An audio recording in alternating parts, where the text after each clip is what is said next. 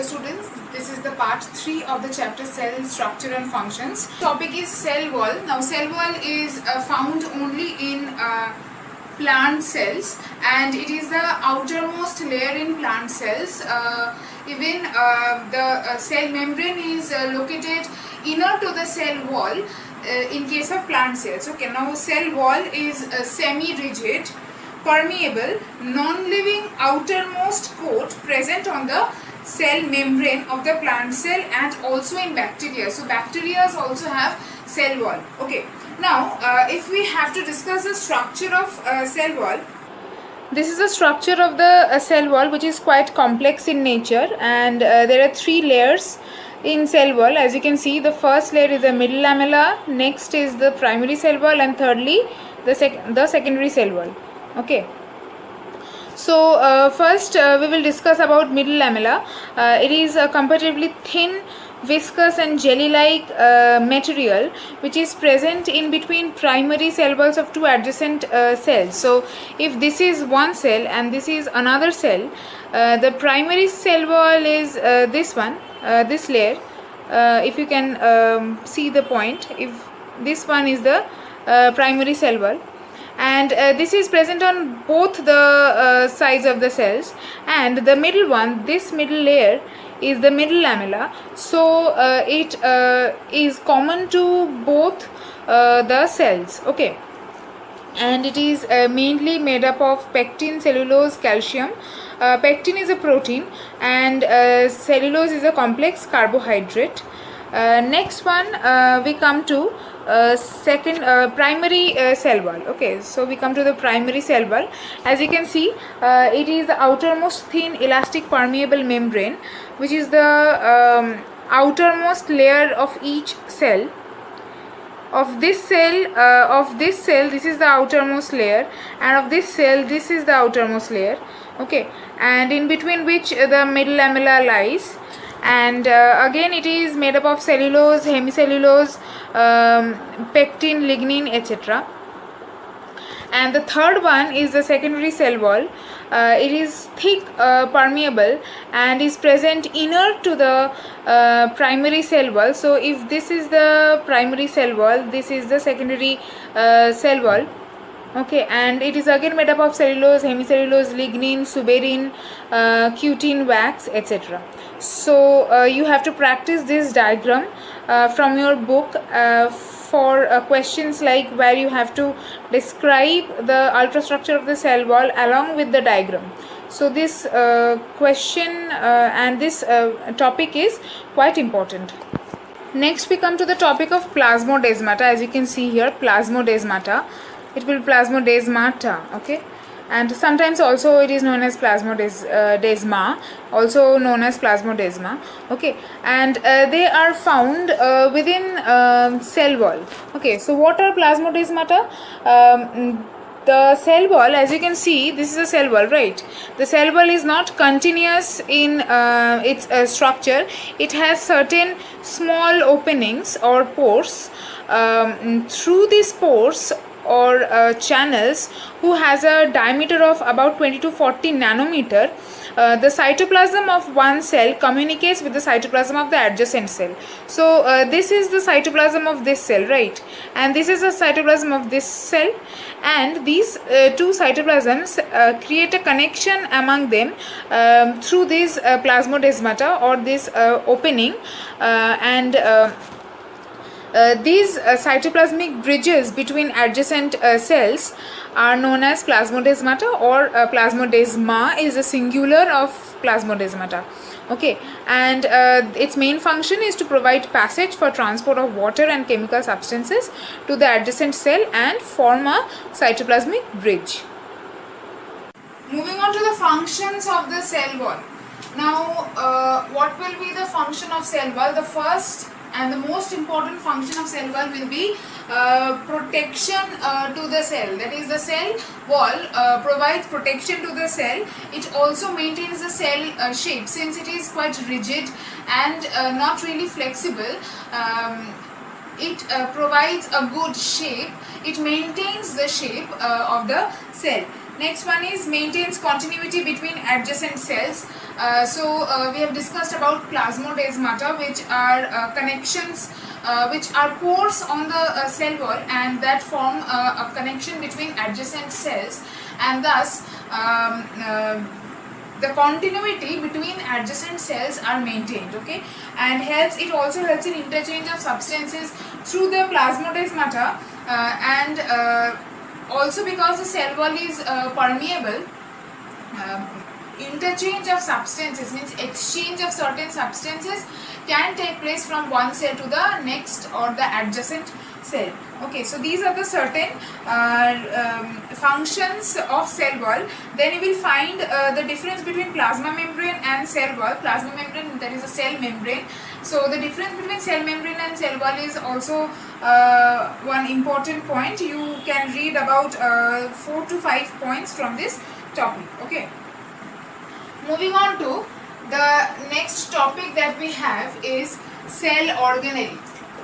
Now we have discussed previously that these cell organelles are found within the cytoplasm of the cell, right?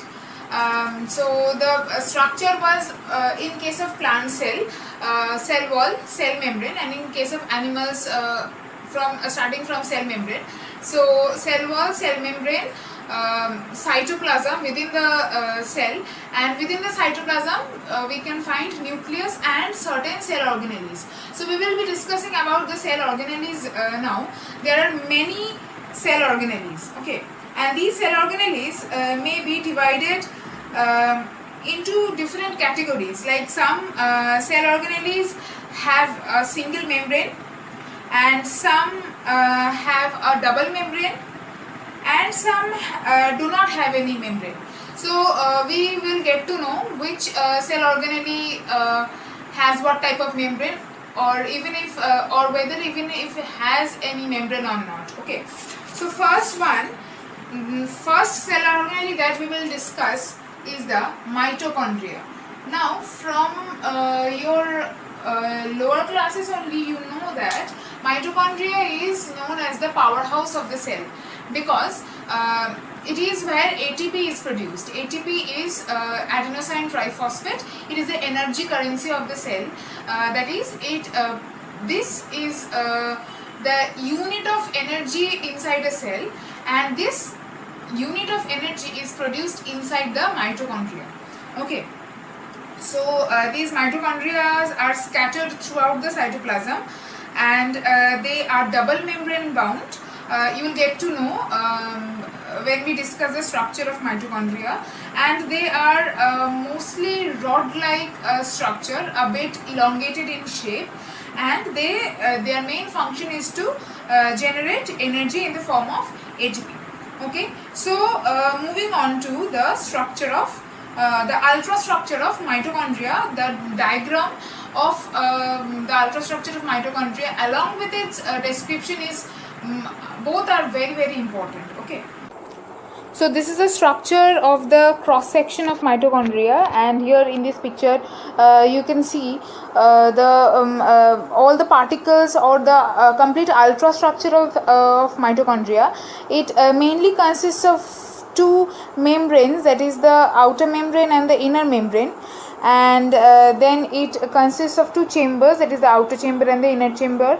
Then the matrix or the mitochondrial matrix, that is the base portion on which other mitochondrial particles are located, and then the other mitochondrial particles include cristae, ribosomes, DNA, etc.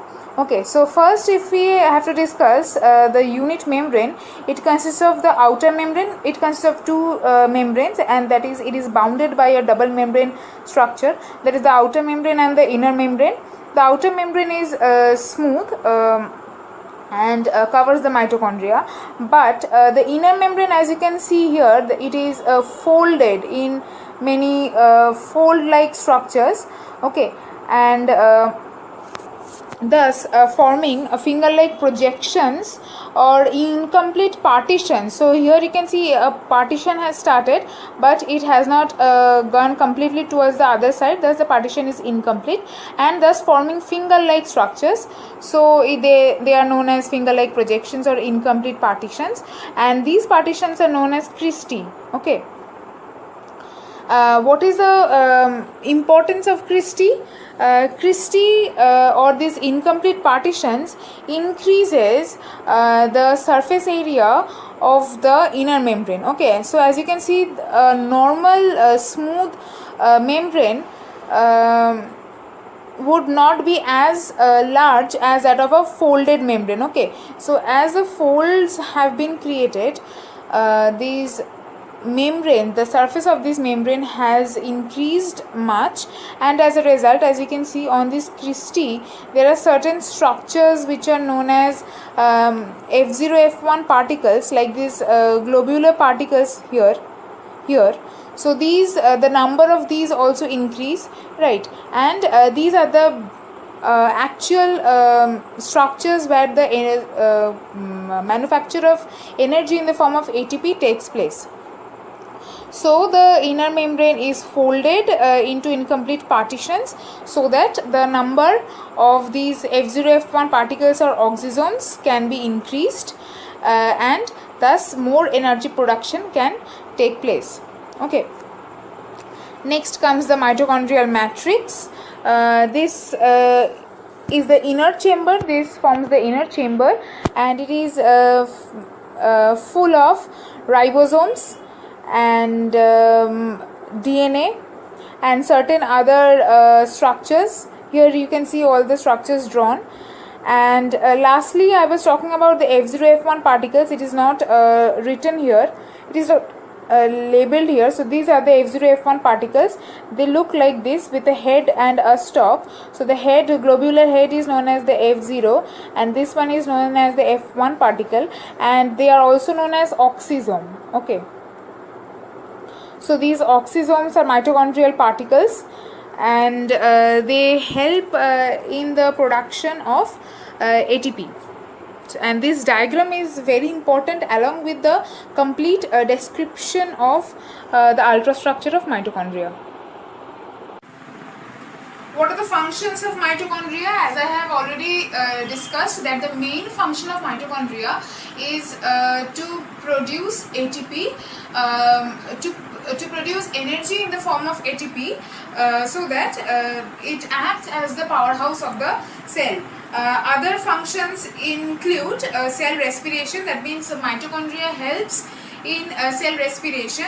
We have discussed about in your class 9, you have read about respiration in cells, that is cellular respiration, and you know that Krebs cycle, that part of cellular respiration takes place within the mitochondria. So mitochondria has a big role in the process of cellular respiration. It also helps in oxidation of fat, synthesis of lipid. Okay.